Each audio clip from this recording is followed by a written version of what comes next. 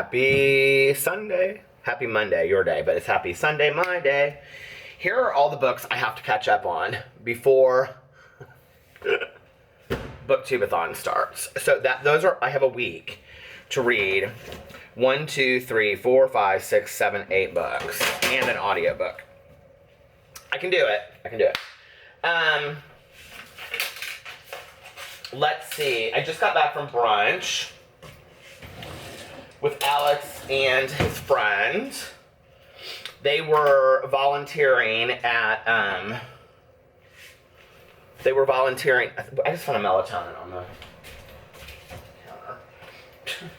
counter.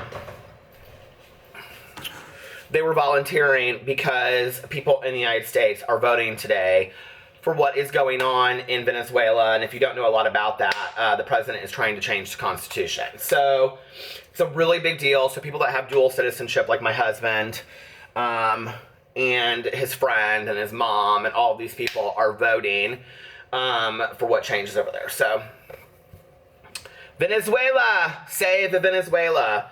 It's like, if you guys get on if you Google like what's going on in Venezuela right now, it's very, very scary. We don't see it in the news in the United States. People in other countries see it. It's edited from the news here in the United States, which is really scary as well. And it has a lot to do with our business with other countries, that it's not publicized here. So when we talk to people and they say, I mean, it's just now starting, but this has been going on for years, the last 3 or 4 years. People are just now starting to see what's going on. I don't know, it's just really, really scary. I've seen his entire family really greatly affected by this, as well as friends of ours that are from Venezuela and that are no longer allowed to leave the country, even just to visit for, a couple weeks. And, yeah. It puts your life in perspective when you see things like that, and, his grandma is 87. I think she just turned 87. And she moved here 5 years ago, and at 82 years old, she left the country that she had lived in her entire life. I mean, it brings tears to my eyes really thinking about it. She left every person behind that she knows. She left her apartment, and she left everything to be with her family, to be safe. She was threatened there, her apartment was broken into regularly. And this is all reinforced by the government. It's very, very scary, and I don't know enough about it to speak of it, but, I asked Alex today, I said, what do you think I should do a video about? And the first thing he said is, Game of Thrones comes out tonight. And I go, well, I don't watch that movie, or that show. But he does, he's obsessed with it. And the second thing he said was, well, you could talk about what's going on in Venezuela because it's important and nobody's talking about it here in the United States. And I was like, well, I don't know. I try to stay out of that stuff. If I don't know enough about it, I don't talk of it because I don't want to sound ignorant. And I think there are enough people that are ignorant talking about things they don't know about on the internet that I don't need to put my 2 cents in about it as well, So I don't know. I think sometimes people, they think I'm smarter than I am or something. I don't know. And when I don't understand concepts or, issues, I get a little intimidated by it. So sometimes I just kind of stay out of it. Friends always want to trap me into political conversations. And they're like, but what do you think? But what do you think? And I'm like, listen, we're good friends. Like, you really don't want to know what I think. Because if I do, then it's going to end up becoming a discussion between us that you might not like my opinion on it, Do you have friends that do that? Like, you'll be like laying out at the pool and they'll be like, so what do you think about, and you're like, oh, please. Like, can we just sit here and lay out by the pool right now? I have all this other time to think about this. Like, when I'm driving around and, when I'm laying in bed at night and all that kind of stuff. I forgot to plug in my computer last night. So I'm trying to upload my video as I plug in my computer. My computer is sitting on top of my books for Booktubeathon. Here, I'll show you. This is hilarious. Let me move all my mail so you guys. Hold on a second. Do anything else? Okay, so here is like my little desk area. Such a mess, right? So funny, isn't it?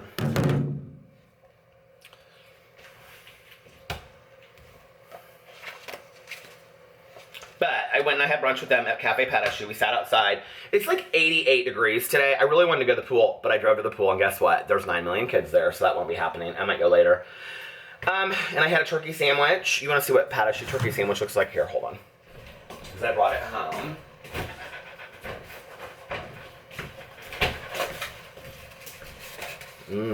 There's the rest of it I brought home. See, it's like big chunks of turkey. So I only ate half of it. I don't love sitting outside and eating. I get hot really quick. And I had a cup of coffee. And then they wanted to go walk around Nordstrom and spend some money. And I was like, no, I don't need to spend. If I'm going to spend money, I'd rather go to the bookstore. So I came home, and then he has to take her to her car anyway. So I am going to the bookstore now. And then, I don't know, like, I have, like, really nothing to do today. I was going to post videos, but, like, sometimes, like, I feel like it's good for me to, like, so many people say to me, I am, like, 10 days behind on a video. Sometimes I think it's good for me just to, like, have a day where I don't post anything. I don't know. Let me know what you guys think in the comment section below. I know some of you will say, oh, no, keep posting every day. But, like, every once in a while, I mean, it's good for me to just, I think, take a break and, like, let my mind get creative and all that kind of stuff. Even though I love posting every day, but at the same time, I think it's like, maybe if I let people catch up a little bit, you know? Oh, by the way, we just passed 190 days of vlogging every day. I cannot believe I've kept this up. For all of my naysayers out there that are always so critical of me not keeping anything up, well, we're at 190 days of vlogging and I've done that, so yay! And I'm excited that I have all of this to look back on. You know, it's been quite a year. And when I started this, like, I never thought that I would go to Mexico. Like, that wasn't even in our plans, you know? I have to figure out how to, like, focus this camera and have it just stay focused. Let's see what else. So, yeah, and then I'm going to do a live stream. I think I'm going to come back from the bookstore, do a live stream, and then I think I'm going to take a little bit of a nap if I'm tired. I mean, I'm going to be tired. Or read. And then I have my meeting tonight, and then I don't know what I'm going to do. So, you guys can just tag along with me all day long. All right? I love you. Do you see how it's like out of focus? It like goes in and out of focus. If anybody has a Sony Alpha 5000, can you let me know like what setting I need to have it on so it doesn't do that? I've tried them all. It does the same thing to me on all of them. I don't know. And everybody was like, you need to shine up your things. Like I'm embarrassed to even do this because then there'll be like a streak on there. I know, but like we don't use the pans. So like they're really decorative. Now my mom used some of them, but like this is, like, to make, like, a salmon mold, you know? Like, okay. So, like, my mom she would cook things like that. You know, but, like, or this over a hot flame. But, like, I don't cook, so, like, they're really for show. But I guess I do need to clean them. I mean, that's just not big on my priority list when I have drawers that I need to clean out and things like that. Oh, my God. I have coffee in my car waiting for me, so... At this time, I bid you adieu. So I'm on the way to my meeting, which I was going to stop and get a fountain Coke, but now I'm kind of like, maybe I'll just get a cup of coffee. I just laid down and took a nap for an hour and woke up and I could have just slept for the rest of the day. Do you ever feel like that? I was like, no ma'am, I should not have laid down. I am so tired. I have had such a wonderful day today. It's been so relaxing. I mean, it's been such a great weekend. And just because it's just crap. I mean, not because of crap, but because, like, I mean, I haven't done anything. It's been so nice. I've relaxed, and Alex and I have spent so much time together. We were just talking about that. It's like, we've done stuff every night this week together, this weekend. Friday night we had date night, last night we went out with Melissa and Jason, and today we had brunch, and, so, Tuesday we have our counseling session, and then we're gonna go out to dinner and then watch a movie at home. We're just talking about that because he gets home late tomorrow night. Oh my Lord, why am I so tired? So we have been spending a lot of time together and it's been fun. And, but he was watching the last episode from last season of Game of Thrones. And I laid down for an hour. Now he's watching Grace and Frankie until Game of Thrones is on because he's a big Game of Thrones fan. I, on the other hand, don't watch the show, so I don't know anything about it. I would have actually started watching it with him when he watched it. But it wasn't like a show that I thought that like he would watch regularly, if that makes sense. And he is like obsessed with it. And now he's like into all of that era stuff, you know, like those like that time era, like, you know, and King Arthur or whatever, if that's the time era of that, but that old time, he loves anything like that, movies or anything. Which is funny because, like, Alex's favorite movies are like 300, so I kind of should have known, I guess. I don't know. It poured down rain when I took my nap, and now it's like beautiful outside, but it's so hot that it's almost like misty, and you can kind of like see like the heat rising off the street a little bit. It's like so muggy. You guys want to see what Indiana muggy summers look like? I mean, it's so like muggy right now.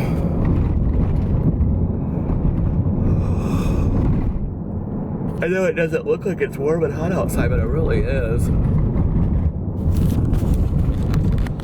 So anyway, that focused right up on me. We don't need all that. I don't know if I want a Coke or a cup of coffee. The only thing is, like, I like to drink a lot of coffee, and this coffee, I have coffee right here. There's like none left from when I was at Cafe Patache today. What does it say on here? Bullwinkle of beverages and my all-time love, coffee at Cafe Patache. But this gas station right here, Thornton's, doesn't have like really big cups of coffee.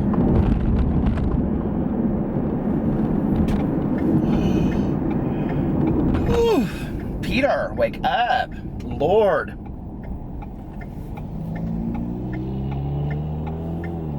There's like 2 cars coming at each other, me and this other woman, and then there's like a woman walking right in the middle of it as slow as she wants to.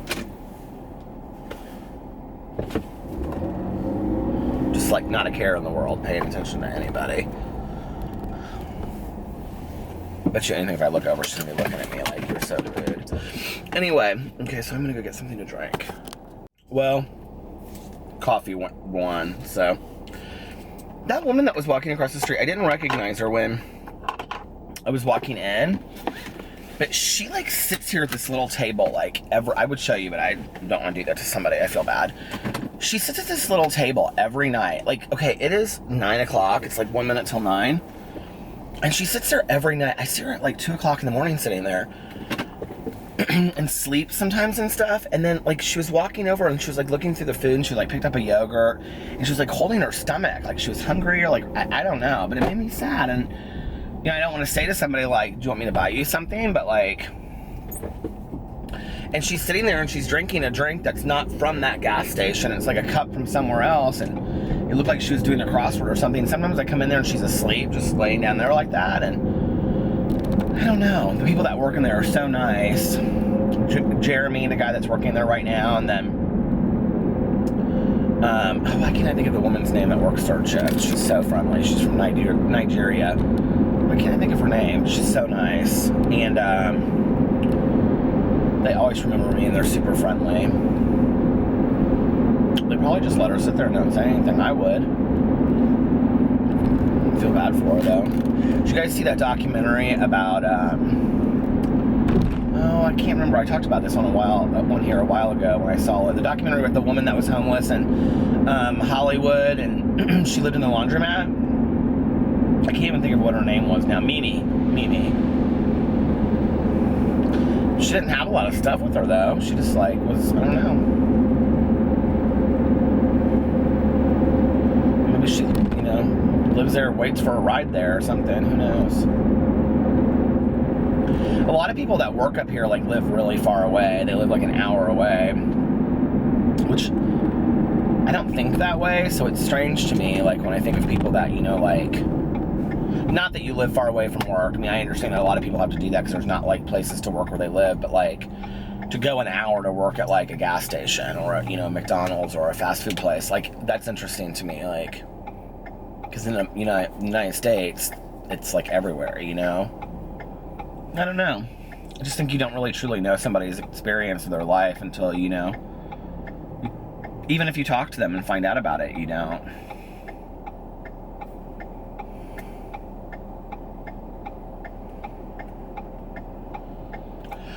I feel like all they ever do is take down trees and places and put up strip malls of more things that we don't need. Here's a new one over here, and it's got a nail salon, Pi 5, Capriati's, Sport Clips, and Chipotle, because of course we need that right across. And then right across the street is a pizza place. So we've got 2 pizza places right across from each other. And then there's a fireworks store and a car wash.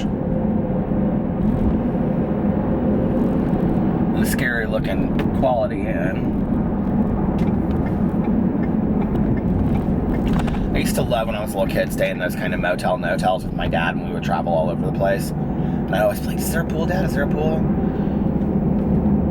And he'd always stop at like the liquor store on the way there and get like, 2 of those big like 40-ounce Fosters, and he'd sit outside with me like, well, I wanted to swim in the cold ass pool in the middle of July or August at some like motel while we were driving to the Keys or something like that,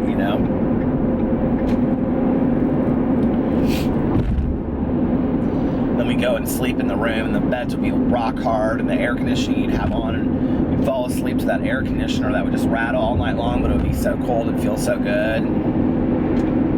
When you woke up in the morning, you could hear everybody walking outside your room because it was one of those motels. Do we have those motels around anymore? Or those like from yesteryear when I grew up? All those motels that when you like, people are walking right outside your window and it's rather spooky. Like, I don't like those motels, but I don't really want to open my coffee until I get there because I'm afraid. I was like, after I got the coffee, I was like, oh, you have a white shirt on. Well, that was stupid. Whenever I wear a white shirt, I always pour coffee on it. Do you guys do that? It's like, oh, it is a beautiful evening outside.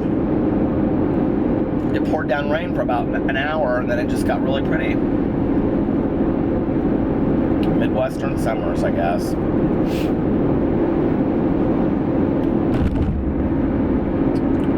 Well, I'm gonna get off here and listen to a little music, relax my mind before I get to my meeting, and then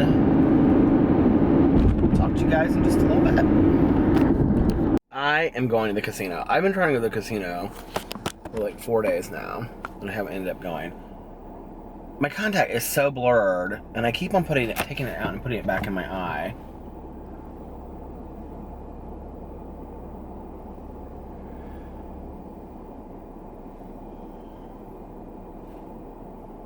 Well, that feels a little bit better. I went upstairs and took it out. I'm literally going through contacts like nobody's business, you guys. But anyway, I went to my meeting tonight. And then, I think it's the humidity and my allergies. I think it's a mix of both of those. I literally just went upstairs, took my contacts out, cleaned them, and put them back in. But anyway, I went to my meeting tonight, which was really good. We talked about fear, which is always important for me to talk about. This guy walked into my meeting. I still have my coffee from earlier. But I kind of like old coffee. I know that that's corny, but I do. And he was like, I looked at him and I was like, oh my God, I know him. And I couldn't remember his name. And I had this flashback from like 20 years ago. I mean, I'm not going to break anybody's anonymity, but I was like, we used to party together. I kind of even was like, did I sleep with him? Like, I mean, it's been so long, you guys, now, and I was never, like, it's interesting because you hear a lot about, like, promiscuous sex and things like that with drug and alcohol use, but I was never, like, super promiscuous. Like, honestly, I just at the end of the night wanted to go home and eat and pass out. Like, I was never, or continue to drink when I got home.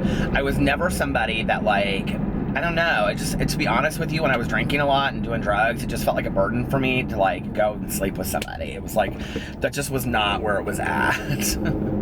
And, I remember this one time, there was this guy and I had such a crush on him, and I thought he was so adorable, and we, like, we were flirting I mean, we had been friends for a while, and we were, like, flirting all night long. I don't know why I always remember this story. Well, he's dead now. It's so sad. And we flirted, God, all night long. He was so cute. And, like, here's the problem. Like, I never just wanted to, like, hook up with somebody. I also, like, wanted them to be my boyfriend, you know? And so, like, we were flirting back and forth all night long and drinking and whatever. And so somehow during the night, we decided he was going to come back and stay at my house. And, like, we stopped at the grocery store. We left early enough. We left at, like, 1. Grocery stores stopped selling wine and beer at, like, 2 back then. And liquor stores were closed at, like, midnight, I think. But anyway, I literally cannot see out of my contact. I'm like, do I have another? I think I have a contact in my car somewhere. When I stop to go to the bank machine, I'll check. Maybe I don't. Maybe I took it out. So anyway, I literally just put a new contact in yesterday, or I would throw this one out. And I'm not throwing away a contact that I just put in. It pisses me off. I'm about to contact AccuView and say, your contacts are shit. And this is about the 3rd box that this has happened to me on. But anyway, I don't know why I always, like, remember this guy. And he just, like, wasn't real bright, which didn't really matter. But he was very sweet. And I remember, like, we had decided that we were going to hook up. And so we left early. We're going to, like, stop at the grocery store on the way and get, like, wine or something like that. But we ended up getting there, like, too late. And I was like, well, I think I have, like, a bottle of tequila at home. I would drink anything, but I hated tequila, right? And he was like, okay. And he was like, well, I want to get some carrots. And he got, like, a bag of these, like, baby carrots. And I remember we went back to my house and we, like, started kissing. And then we just kind of, like, stopped. And we were, like, doing, like, shots of tequila out of the bottle, eating these baby carrots. And I remember we had, like, such a great time. And we just, like, laughed and were telling each other stories. And we were listening to music. For some reason, I remember listening to Cranberries. The whole CD of the Cranberries. I just go over and over and over again. And all of a sudden, I realized it was, like, 6 o'clock in the morning. And he was like, well, maybe we should go to bed. And I was like, okay. So we, like, went to bed and went to sleep. And, like, I never hooked up with him, like, ever. And he passed away, like, it wasn't long after. I mean, it wasn't right after that, but it was, like, 3 years after that. I don't even know. He was living in a different city, and I don't even know why he died. I just heard that he had passed away. And so anyway, I went to this meeting tonight. And this guy walked in, and I was like, oh, my God, I know him. So after the meeting, I went up to him and I was like, we know each other, don't we? I mean, like, I remembered him like it was yesterday, but I couldn't see him. Like, I could see him, like, from far away. And I thought to myself, he's gotta be, I thought he was, like, maybe a lot younger than me. I found out he was a year younger than me. But, like, from far away, he, like, didn't, like, he looked pretty good. I thought, he looks 10 years younger than me. Oh, baby, when I got up on him, it was sad. Like, so anyway, I talked to him, and he was like, do we know each other? And I was like, yeah. I was like, do you not remember me? And he was like, I don't, I'm sorry. And I was like, and he was real out of it. Like, he was like, oh, it was just, I don't know, it was sad. And he had, like, a lot of missing teeth. Looked like he had, like, done meth and things like that. And I'm not passing judgment, I'm just saying this is, you know, like, I'm sitting there taking all of this in, and he was like, what's your first name? And I said, you know, Peter. And he said, what's your last name? I said, Monn. And he was like, his eyes just immediately lit up. He was like, oh my God. He was like, you look exactly the same. And then he started laughing. He's like, but you're a little heavier and your hair is white. And I go, yeah. He goes, but you look exactly the same. And he was like, I always had such a crush on you. And I was like, really? And he was like, yeah. He was like, I always had such a crush on you back in the day. And I was like, well, what's going on with you? And he's like, well, you know, I'm living in a halfway house. And he was so out of it. And I go, well, that's great. I go, that's really good. And he was like, yeah, I don't really know many people that are sober, and I'm really struggling. And I go, well, you can do this. And he goes, now, how long have you been around? Have you been around for, like, you know, a couple months? And I go, no. And oh, he asked me, like, where I lived. He was like, you used to live at this apartment complex, Scandia, that I used to live in Indianapolis. You'll know Scandia. It was like Party Central back in the day. He was like, you used to live in Scandia. And I was like, yeah. And he goes, I totally remember going there. He goes, I think I stayed at your house a couple times. I was like, I think you kind of did too. Maybe. Anyway, it's blurry. And, but, so, what was I going to say? He was like, well, how long have you been sober? And I go, I got sober probably right after the last time we probably partied together. I go, I got sober at 22. He was like, did you really? And I go, yeah. He's like, well, can I get your number? And I was like, absolutely. So, all right, I'm going to go into the gas station and then to the bank machine in the gas station, and I will be there. I'll be right back. Okay, so leaving the gas station.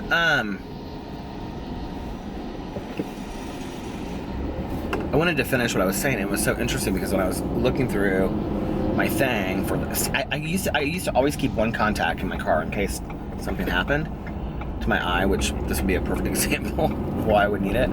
But I was going through there and I found my last sobriety coin. I always keep my sobriety coin in there from like the year before in my car. And it was kind of making me think about why I wanted to say this on there anyway. You know, when we talk about when people finally decide to get sober, and you know, I don't know why I got sober when I did. I don't know why the moons aligned, or if it had something to do with God or a higher power, or if it was just, you know, coincidence, or I don't know, you know. I tend to believe in a higher power, or I choose to believe in a higher power, so. And I don't believe that I got myself sober. I believe that, you know, I surrendered to that. But I was looking at him tonight, you know, and it was like, he said he was almost 30 days sober and he was still like jaundiced, and he was like, you could tell he was out of it. And you're talking about long-term effects of drugs, right? And then I see my coin tonight, and I was thinking this when I was there. I was like, you know, 22 years wasted, like.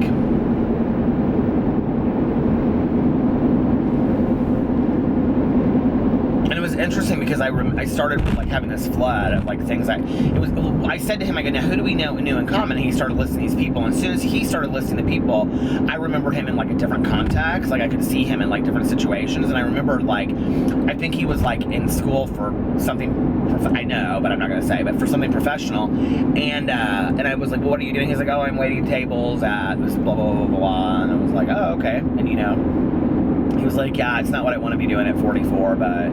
And I thought, well, God, I mean, what you don't want to be doing at 44 is like, I don't know, it just breaks my heart, you know? And then he texted me like right after I left, and he was like, hey, it was really good seeing you, maybe we can get together for lunch sometime. And I'm like, yeah, sure. I had this friend of mine back in the day that was sober as well, and he worked as an assessment counselor at the treatment center that I worked at. And one of the things that he would always say to the kids that would come in that would like bitch and moan, you know, and I'm not talking about people that were just like, you know, going into outpatient programs because they violated probation. I'm talking about hardcore drug addicts and alcoholics. And he would say to them, he'd say, you know, whether you come through the door today or you come through 10 years from now, you're going to come through the door. So make a decision of when you want to do it. And that door may look different over time. It may be the door of prison, it may be the door to the ground, you know, or it may be the door to a meeting of a 12-step program. So choose, you know, like, why not today? And I think about that, you know, that like, it's the same thing with like me dieting.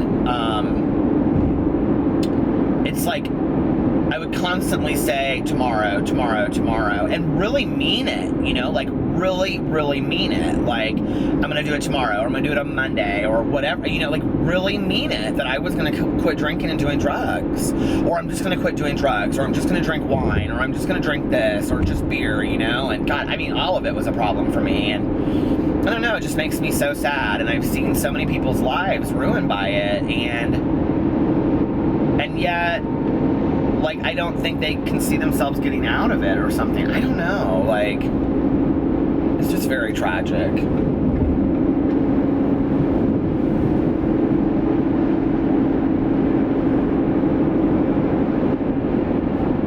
People always say to me, they're like, well, people have to, they, you know, you can't force somebody to be sober, you know, like, they have to want it, and they don't, like, parents always say that to me, and like, you know, whatever spouses will say, like, well, if he loved me enough, you know, like, well, they'll do it when they want it. No, I'm not necessarily a believer in that. Like, if I didn't have the consequences that I had going into treatment, like, if my family had not completely cut, my dad said to me, like, listen, I'm done with you. So if you don't get it this time, don't call me. I'm not helping you out financially. I'm not helping you with school. We're done. Okay? Don't call me. I don't want to talk to you. And by the way, I called your mother and I told her not to answer the phone because I know that if you call her, you're going to manipulate her in here to come in to get you out.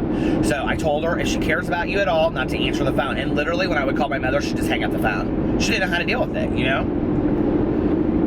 I called my friends. My one friend, Clara, she came in and she brought me like all of this wonderful stuff. She was so good to me.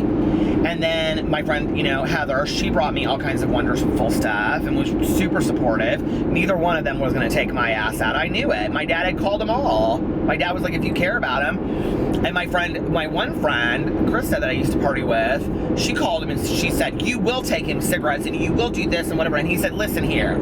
He said, I've about had enough of this. You two of you running around, doing drugs, drinking, living off my dime. It's done. And Chris says, he was like, I know you love Peter. I know you care about Peter. If you love Peter, do what's best for him and stop enabling him, okay? Don't tell him that you're going to do this and do that. Man, I will never forget that next phone call. I found that out like a year later, she told me.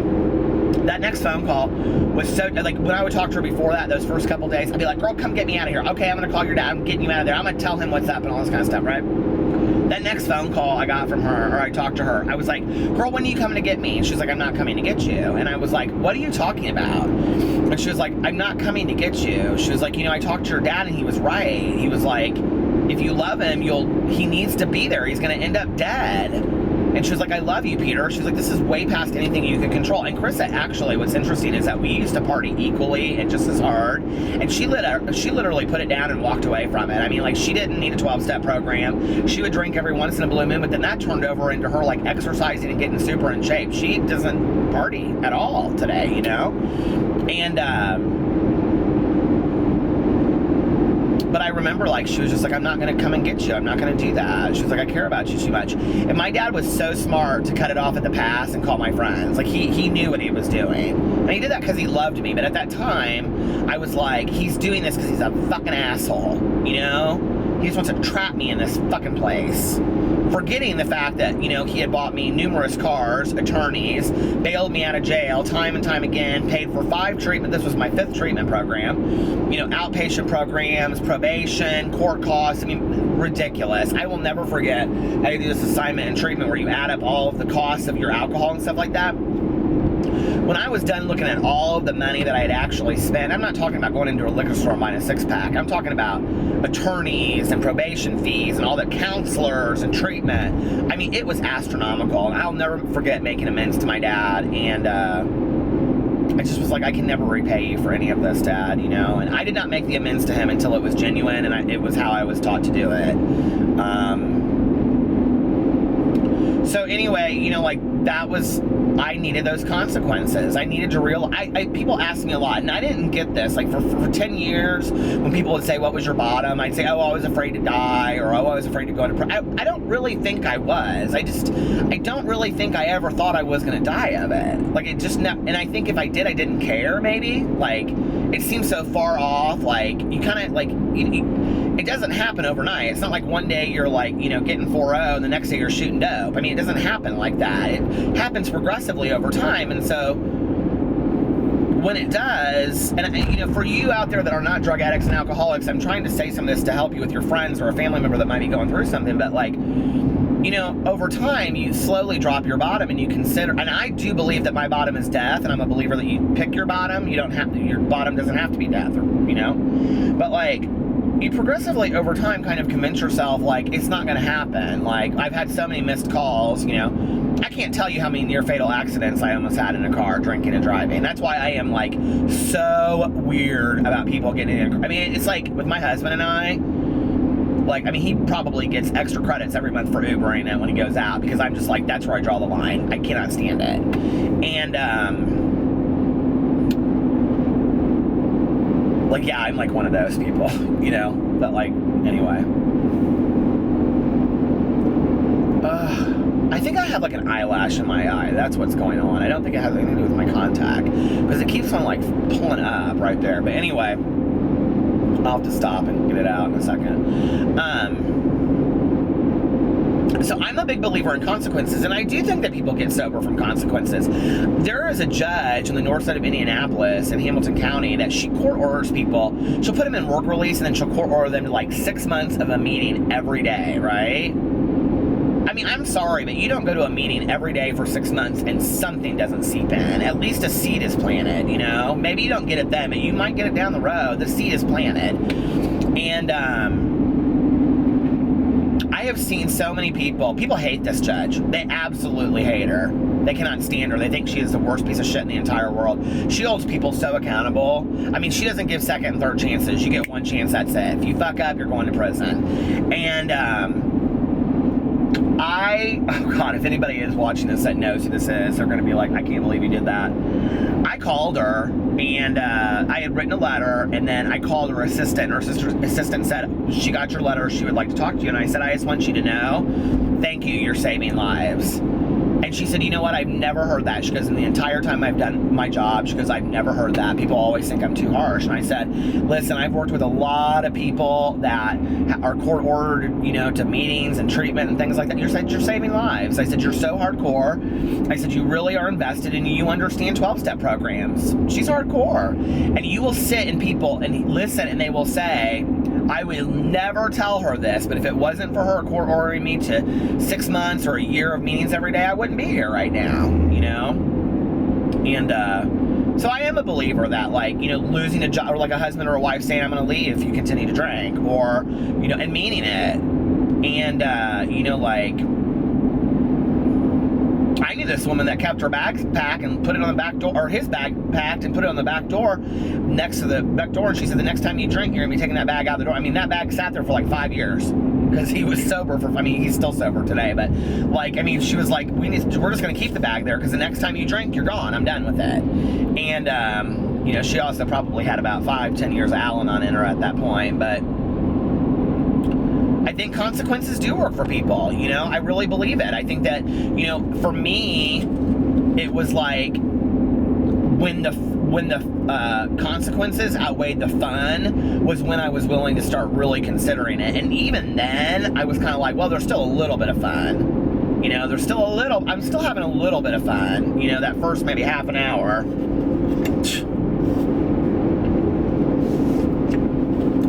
I think it's hard sometimes for people to conceptualize what it looked like for me at the end. So let me just tell you, at the end, I would wake up at about 3 or 4 o'clock in the afternoon. It was one of the worst winters we had that year. And I would put in a Christmas movie. It was very sad. I wrote about this on my blog. And I would immediately, I had such a horrible hangover, and I was still shaking, and I was drunk. I had delirium tremens so bad because I was drinking so much at that point. I would hide alcohol, not to stop drinking, but so that I had it the next day, because I knew I couldn't get to the store in time. I would immediately pop 2 Vicodin and, like, make a drink. And I used to joke about this drink. I can't remember what I would call it now. I think it was like the Happy Queer or something like that. But anyway, it was Pepto-Bismol and vodka, a half and half. And I would chug that, and then I would sit on the couch and smoke a joint. Or I would take a shower while I was drinking in the shower, because I love to drink in the shower. I used to drink those plastic Popov bottles of vodka, so if I dropped it, it wouldn't splinter everywhere. I did that a few times. I learned that lesson. And then I would get out, and I'd put my bathrobe on, and I'd sit there, you know, soaking wet on the couch, and I would watch, like, you know, Charlie Brown's Christmas and smoke a joint. I love smoking joints. And that's what, you know, like, 3 to 6 looked like until, and at that point, then if you saw me, I was like normal. Like, I was like, okay. And then guess what I did? I took another shower, made a drink, got out, started getting dressed, and my friends would be like getting done with school and work, because, see, I wasn't doing nothing at the end. I dropped out of school, nobody knew. I told everybody I was going to my classes. I'd tell them, oh, I went to my classes today, this, whatever. It was so pathetic at the end that I was going down to school, because I went to IUPUI in Indianapolis. I would go down there. I did this for a couple weeks. I would sit down there outside, like in the courtyard where people smoke cigarettes and stuff, and I'd have my backpack on with nothing in it. And I would act like I was in classes, right? Well, one of my good friends, she said to me, she and I were like, we were like English majors together. Anyway, she came up to me and she said, why are you here? And I said, what do you mean? And she goes, why are you here? And I said, oh, something about this creative writing class I had. Well, she had it like the hour before I did. And she goes, you're not in that class anymore. She said, the professor asked me. He said he hasn't seen you in a month. And And there I was faking it for who? I don't even know. Going down to campus, acting like it was so sad and pathetic. So then I just stopped going to school because I was like, oh, I'm not going to be embarrassed and have these people, you know. And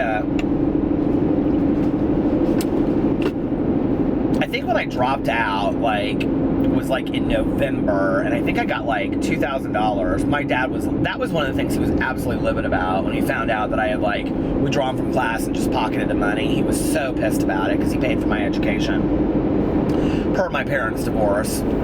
I called my dad every year on my sobriety date, and I thank him for all the treatments he paid for and my education, because that was two of the greatest gifts he's ever given me.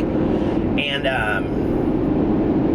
but anyway, and then I would start getting ready, and then my friends would be like, well, let's do dinner, and then we'll go out. I was going out every night of the week. There was not a night I did not go out. Period. Every night. And weekends usually started on Wednesdays. So, and, yeah, it was funny. I remember, like, I was dating this guy at the time, kind of.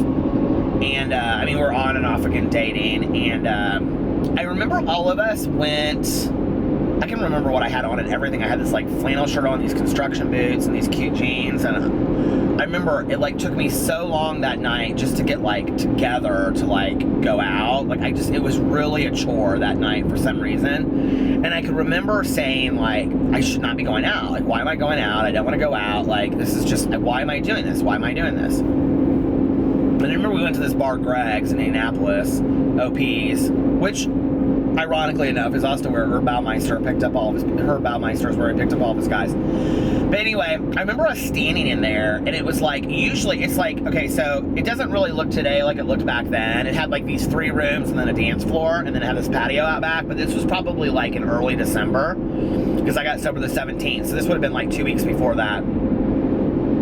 There were probably 10, it was so desperate, it was like a Thursday night, it had snowed like a foot outside. There were probably 10 of us in there, including the bartenders. It was so sad. It was me and my best friend at the time, Jim, who was so supportive of me when I got sober, and my boyfriend, and these other random guys, and we were just like sitting around there, and I remember thinking to myself, why did I come out? Like, and I remember, like, that kind of, like, snowballed into this idea of, like, this is, like, literally what my life has become, like, and I got very panicky, and I was like, what do I do? I don't know how I'm going to stop drinking. I don't know how I'm going to stop using drugs. And I remember, like, hyperventilating in the car, and my boyfriend at the time was like, he was not necessarily the nicest person. And he was like, you need to pull your shit together. You need to pull your shit together. And he's like, I'm not even going to stay with you tonight. And then I was all alone at home. And I remember just, like, panicking and, like, freaking out at home because I was like, I don't know how to stop drinking. I can't stop drinking. It was like one of those moments of clarity, and I kept on drinking and using after this. I can't stop using drugs. You know, like, I can't tell my dad. My mom is drinking, so she won't even get it. I haven't enrolled for classes next semester because I got kicked out of 2 classes and I dropped out of the other 2. So I don't even know what I'm doing with school. I don't want to be in school. I have no future. I don't know what I'm going to do. And yet, I wasn't suicidal. I've never, like, really, like, had that in me where I have felt like taking my own life. Thank God. I don't know why I don't have that. My cousin and I talk about it. I kind of sometimes wonder if it's not genetic on our side because my mom never had that. My aunt, I just don't, like, I've worked with so many clients through the years that have felt very, they want to take their own life, and I've never had that in me. I've never, like, really ever contemplated a plan or, like, I can't do this anymore. I haven't. And I think it also is because I have a huge fear of death. But I remember having that moment where I just was like, I don't know what to do. Like, and I think that like, for me, was, like, why I continued to drink and drugs. I was like, I don't know what to do. Like, I remember getting up the next day and, like, nothing changed. I did the exact same thing. And when I was in treatment, my counselor, who is amazing, she's still a friend of mine today, she said to me, when I was sharing that moment in group therapy, she said, so you were suicidal? And I said, no, I wasn't. And she goes, oh, okay. And I said, I was not. I've never felt that way. That word, And she goes, but weren't you slowly killing yourself? And I go, what? And she said, weren't you slowly killing yourself? And I go, I guess I was. Like, I mean, I'd never seen it that way. But I really didn't care if I woke up or if I didn't. You know, I didn't really care if I was dead, or I had no idea what my life would look like, you know. And then 22 and a half years later, here I am on, you know, in my car vlogging. But I don't know why. And I don't know why I've been given this wonderful life, you know? And people are so nice. They are always like, you know, you help so many people. You're so nice. You're so kind. But I wasn't back then. I was not a nice person. I was selfish. I would steal from you. I would, you know, cheat on you. I would talk shit about you behind your back. I was not a nice person. I was not a good person. There's no reason why I deserve to be standing here today having the life that I have. I had to do a lot of repair of relationships and of taking a look at myself and realizing that I was really a piece of shit work is what I was. And so then when I stand there and I see somebody in front of me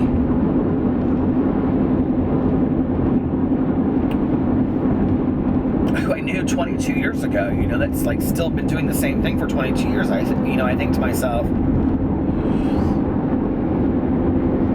you know, but for the grace of God, I guess, you know, I don't know. I wish I knew those secret words, or I wish I knew the moment that for me, like I really wish I knew the moment for me that it all changed. That I could give that to somebody, that I could show them. So that people don't have to go through what I went through, you know?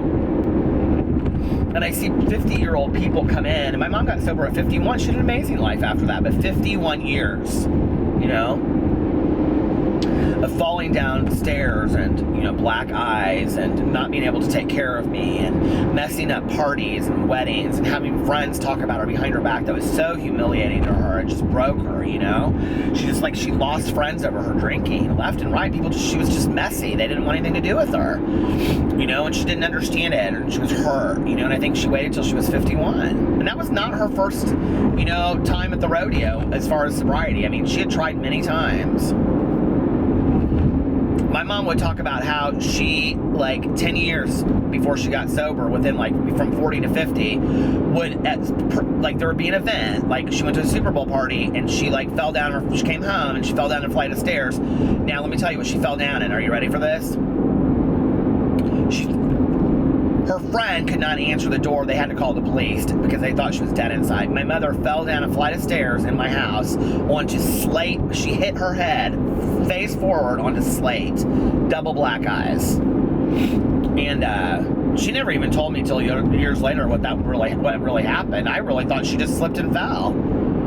And you know, it's interesting how we make excuses in our heads for alcoholics and addicts, and then we start believing them after a while, you know? Like, my mom would tell me these things, and, like, you know, it would kind of go through my head, like, really? Like, no, you know? And then I'd be like, oh, well, I mean, she just slipped, and she told me something, I can't remember what she told me, that there was, like, she had new slippers or something, and she fell down the stairs. I'm like, well, I guess that could happen, you know? Like, you start believing it. It's just crazy. So if you're out there and you're contemplating getting sober, do it. I mean, you know, as my sponsor says, I have a life beyond my wildest dreams today. I'm so thankful for it. And not every day is great. I have a lot of shit that happens to me, you know?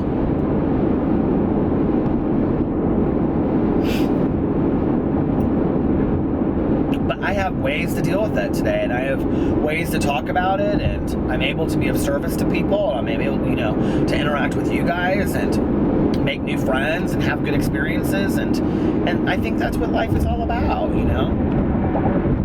So anyway, I don't know why I'm getting so emotional about this tonight. It was just like seeing him just like brought back all of this shit for me, you know? I feel like in the last 6 months I've seen so many people that, like, I used to party with or I knew from going out, and they're just getting it now, and I'm like,